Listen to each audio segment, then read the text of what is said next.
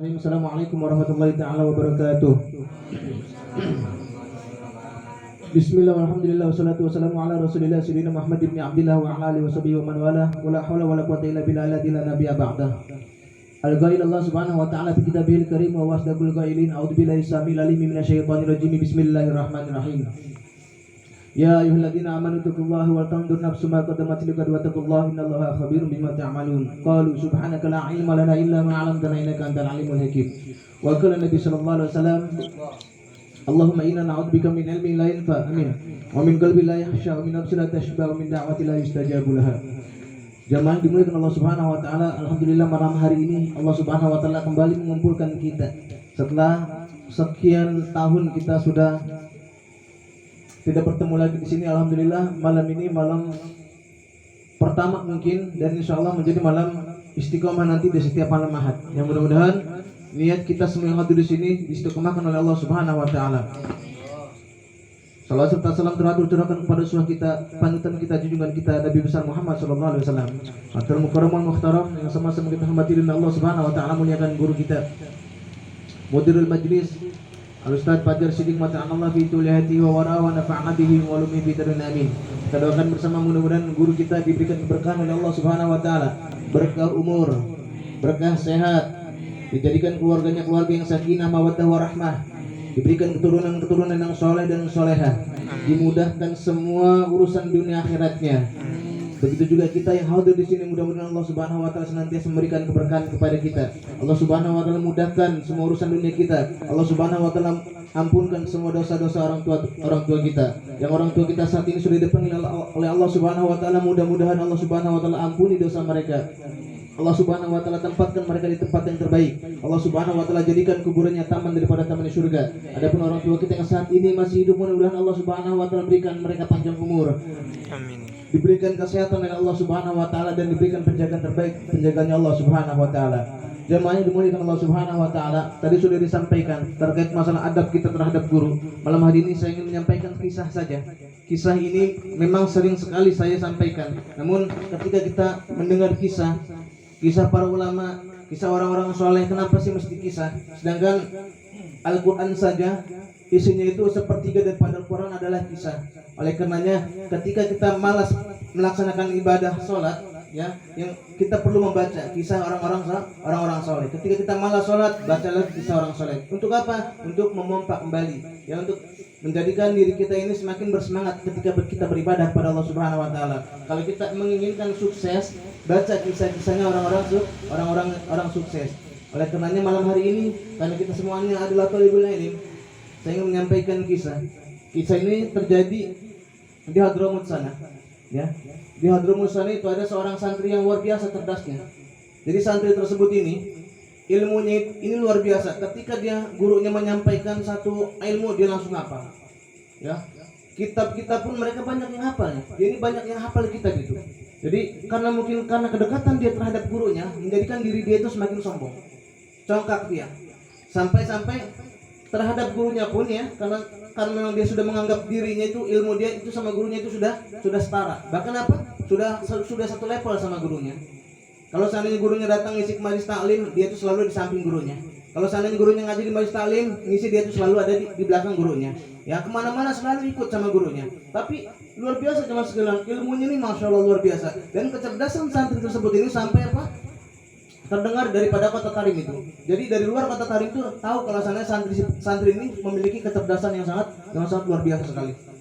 Nah, sampai hafal kitab itu banyak banget, masya Allah, luar biasa teman sekalian. Namun suatu saat teman sekalian, ini santri rupanya diundang. Dia ini mendapatkan undangan khusus dari kota Tarim, dari luar kota Tarim, tepatnya di Mukalla. Ya, ketika di sana itu ada sebuah majlis, karena orang-orang sana itu mengetahui bahwa santri tersebut adalah cerdasnya luar biasa, pintarnya luar biasa, bisa apa? Digadang-gadang oleh mereka itu bahwa santri tersebut nanti ini bakalan menggantikan gurunya, Habib Abdullah Asy'atiri. Ya, seperti itu. Nah, kemudian jemaah sekalian, ketika gurunya datang, dia menanyakan, di mana si Fulan? Kenapa dia tidak hadir di majlis ini? Kenapa dia tidak ada di majlis ini, kata gurunya. Kemudian santri yang lainnya menjawab, wahai guru, si Fulan saat ini sedang ada kajian. Di mana dia kajian? Di Mukalla. Ya, Mukalla itu suatu tempat di luar kota tadi. Dia datang ke sana untuk apa? Untuk mengisi kajian. Coba apa yang dikatakan oleh gurunya kepada santri yang tersebut? Dikatakan nggak apa-apa. Orangnya silakan pergi ke sana, tapi ilmunya tetap di sini. Paham? Orangnya berangkat ke sana, tapi ilmunya tetap ada di sini. Ketika dia sudah sampai di tempat yang sudah dituju, orang-orang ini sudah banyak menunggu dia untuk menunggu apa? Mendapatkan ilmu-ilmunya, untuk mendengarkan fatwa-fatwanya. Ketika dia membuka dengan mengucapkan assalamualaikum, tiba-tiba apa jemaah sekalian? Lidahnya itu kaku, tidak bisa. Jangankan kitab yang tebal, Safinatun Najah saja, kitab Safinatun Najah, kitab fikih yang tipis, dia tidak bisa membaca itu. Ketika itu jemaah sekalian, orang-orang yang hadir di sana itu mengatakan, ada apa dengan si fulan? Bukankah dia santri yang sangat cerdas? Bukankah dia santri yang sangat pintar? Ya, hafalannya luar biasa, kemudian hafal kitabnya luar biasa. Kenapa dia seperti ini? Akhirnya jemaah sekalian, ada satu orang ulama juga di situ yang mengatakan, dia tahu, ya, ketika didatangi oleh ulama tersebut, ya Syekh, ada apa dengan antum? Ada apa dengan kamu? Dia tidak bisa menjawab. Nah, karena orang tersebut tahu nih jemaah sekalian, dikatakan kemudian sama santri tersebut, ya Tuhan, apakah kamu datang ke sini tadi sudah izin sama guru kamu? Belum. Saya tidak izin sama Habib Abdullah. Kenapa tidak izin? Harus antum izin dulu. Nah sekarang antum datang ke sana minta maaf sama guru agar apa? Agar ilmu kami itu kembali lagi. Paham? Mendapatkan ridho dari guru itu nomor satu. Sehingga apa jamaah sekalian? Karena dia melihat jamaah itu sudah banyak, dia merasa malu. Malu saya kalau seandainya saya minta datang lagi ke guru saya nih, ke Habib Abdullah. Saya malu kalau seandainya minta izin untuk ini lagi. Nanti bagaimana dengan jamaah saya? Nanti nama saya nanti bakalan turun lagi. Dia nggak mau. Karena kesombongan itulah jamaah sekalian. Satu persatu dia ditinggal oleh jamaahnya. Ditinggal oleh jamaahnya satu. Lama-lama kelamaan. Ini santri yang tadi cerdasnya luar biasa hanya menjadi apa? Seorang tukang arang. Paham? Ya, tukang arang ini seorang mufti yang dulunya kenapa? Dia durhaka sama guru, masya Allah, naudzubillah min dzalik. Jangan sekali-kali, jangan pernah kita durhaka kita sama punya guru. Ya, guru kamu tidak usah mengucapkan, terhelak saja nih di hati dia. Ya, seperti itu saja, udah nggak manfaat. Terhelak saja nih di hati kamu, ya seperti itu. Lisan nggak mengucapkan, hatinya yang mengucapkan. Demi Allah, jangan. Jaga ya, jaga nama baik guru kita. Terus kita untuk apa? Berbuat baik sama guru kita. Paham ya? Ini kisah santri-santri yang durhaka jamaah sekalian.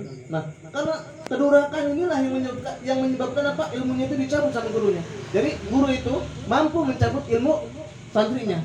Paham? Ketika dia sudah keluar nih dari ajaran yang disampaikan, berdakwah dia tanpa seizin atau apapun bentuknya, bisa ditarik ilmu yang sudah diajarkan sama dia. Paham ya? Jadi demi Allah, kalau kita ingin dunia, ingin akhirat, ingin bahagia kita dunia akhirat, jangan pernah kita durhaka kita sama guru. Paham ya? Jangan pernah kita durhaka sama guru. Atau mungkin memanggil nama guru kita dengan sebutan, misalnya mohon maaf, guru kita di sini misalnya Ustaz Nurdin misalnya, kita panggil Nurdin. Nurdin udah datang belum?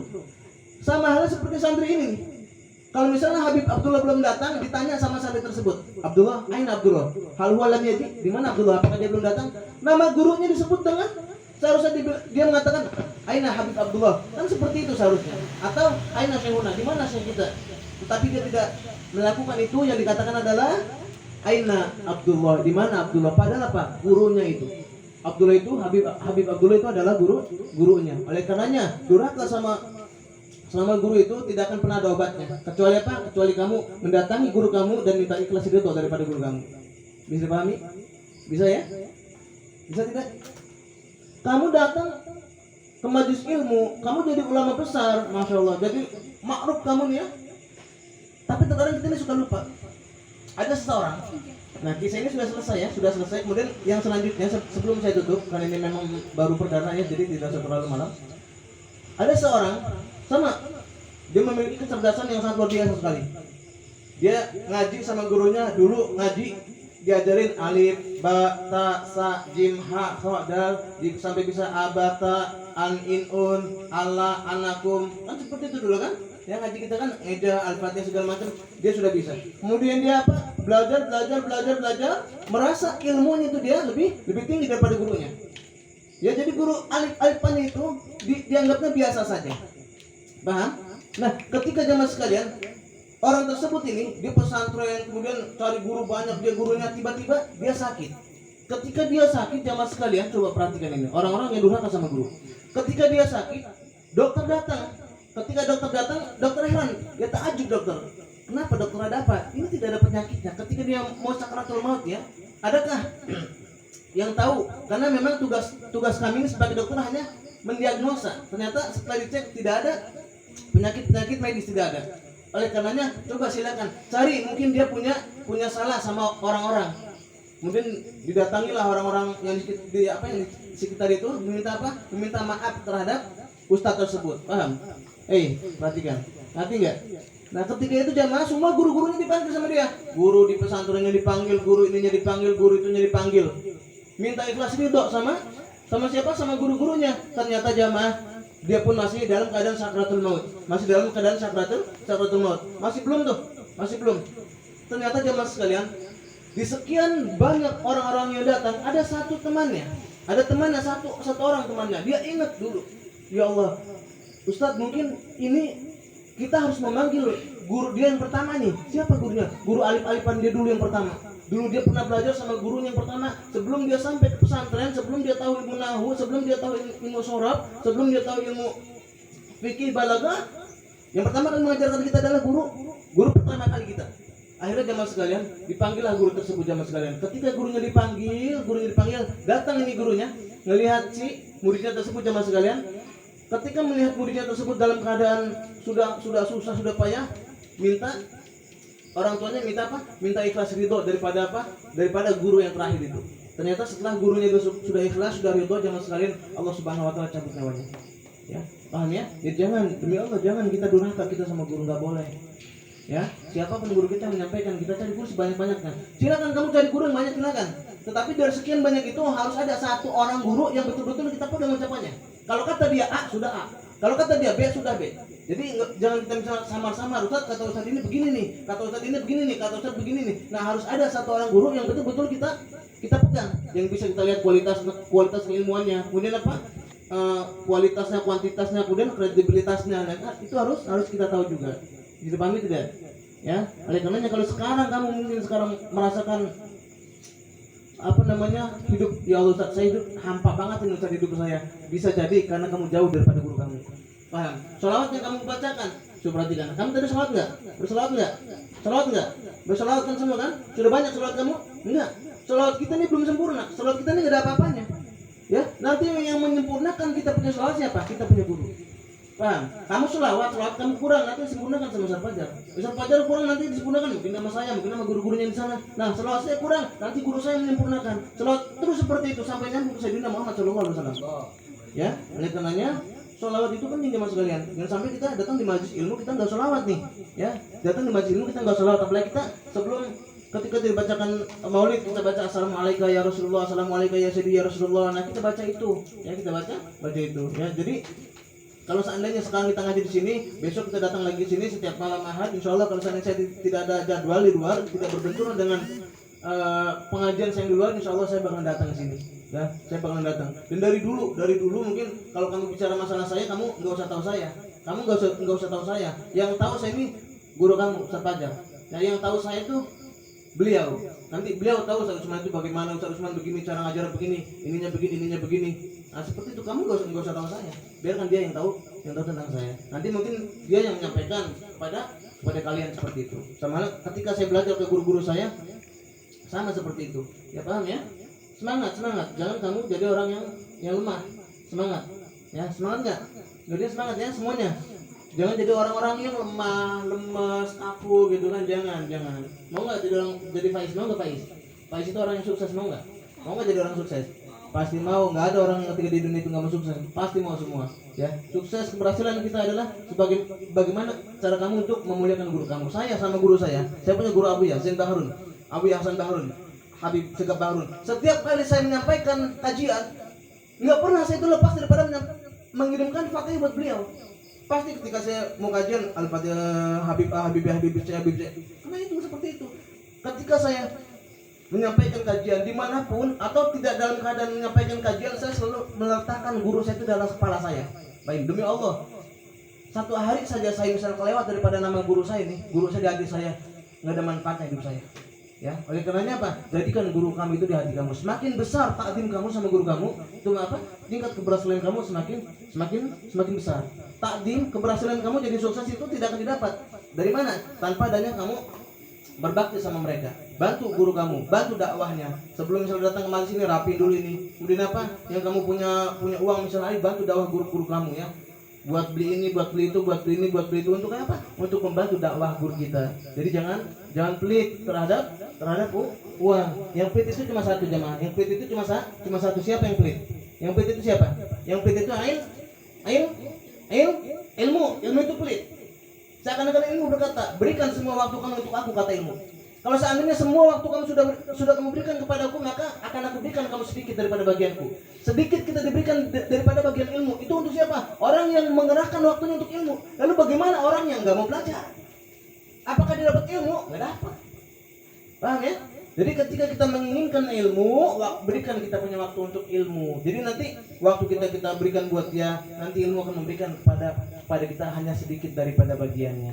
Kalau kita malas di rumah, ya ta'anas di rumah, senang-senang kita, sampai kapanpun kita nggak akan bisa dapat ilmu. Dan orang yang tidak ada ilmu di hatinya, orang yang tidak memiliki ilmu agama, maka demi Allah hidupnya itu tidak akan ada manfaatnya. Nggak ada manfaatnya orang-orang yang tidak ada ilmunya. Paham ya? Tidak ada keberkahan. Apa yang mau diharapkan? Paham? Ya, semuanya. Jadilah kamu orang-orang yang senantiasa membantu dakwah dan perjuangan guru kamu. Ini saja mungkin yang dapat saya sampaikan. Kurang serta lebihnya. Ya. Kurang serta lebihnya saya mohon maaf. Kalau ada kesalahan, itu dari saya, dan yang benar itu dari Allah Subhanahu wa taala. Terima kasih. Assalamualaikum warahmatullahi wabarakatuh. Mari kita tutup dengan doa, mudah-mudahan Allah Subhanahu wa taala memberikan keberkahan kepada